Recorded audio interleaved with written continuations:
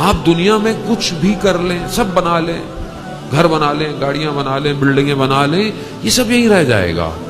وہ جو اندر باطن میں ہے وہ قبر میں جائے گا، وہ قبر میں جائے گا. آپ بتائیں کسی کی گاڑی گئی ہے، کسی کا گھر گیا؟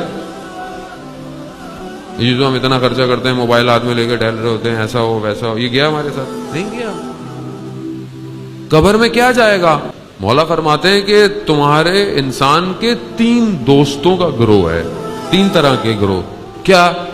پہلا وہ ہے کہ جو تمہارے زندہ رہنے تک ہے، یعنی جب تک تم ہو. وہ کیا ہے؟ وہ تمہارے دوست ہیں، تمہاری شہرت ہے، تمہارا سٹیٹس ہے، تمہارا مرتبہ ہے، تمہاری دولت ہے. یہ جب تک تم زندہ ہو یہ تمہارے ساتھ ہیں. جہاں تمہاری آنکھ بند ہو یہ سب ختم ہو جائے گا. اب جو مر جاتا ہے، چاہے کوئی بادشاہ مر جائے تو کوئی یہ نہیں بولتا کہ بادشاہ ہے، بولتا مردہ پڑا ہوا ہے. پریزیڈنٹ مر جائے، کوئی منسٹر چلا جائے، کوئی بھی شخص چلا جائے، بس وہ مردہ ہے. وہ اب یہ سارے رشتے، نصاب، منصب، دولت، گھر، گاڑی سب دور ہو گیا.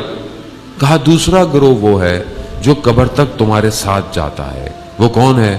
کہا وہ تمہاری اولاد ہے، وہ تمہارے رشتہ دار، وہ قبر تک تمہارے ساتھ ہیں. بس یعنی تمہیں دفنایا اور بس پھر چل دیے، پھر مڑ گئے. اب سوئم کرانا ہے، یہ کرانا ہے، وہ کرانا ہے، نیاز دینی ہے، وراثت تقسیم کرنی ہے.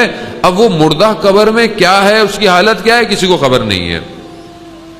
ہمارے ہاں تو یہی ہے نا کہ اور کیا کرے آدمی. اب مر بھی جائے تو بھیج دیتے ہیں، بھائی کوئی جا کے قرآن پڑھ کر آ جائے، کوئی ایک پڑھ کر آ جائے. اس کی کسی کو فکر نہیں ہوتی کہ رات اس کی کیسی گزرے گی، کوئی نہیں ہوتی. عزیزان محترم، قبر کا معاملہ بہت سخت ہے. مولا فرماتے ہیں تیسرا گروہ جو دوست ہے تمہارا، وہ تا قیامت تمہارے ساتھ رہے گا. اور وہ کیا ہے؟ وہ تمہارا عمل ہے. اگر اچھا ہے تو بھی تمہارے ساتھ ہے، اور اگر برا ہے تو بھی تمہارے ساتھ ہے. تمہارے ساتھ ہے، ساتھ رہے گا. عزیزان محترم، ہم کیا لے کے جا رہے ہیں؟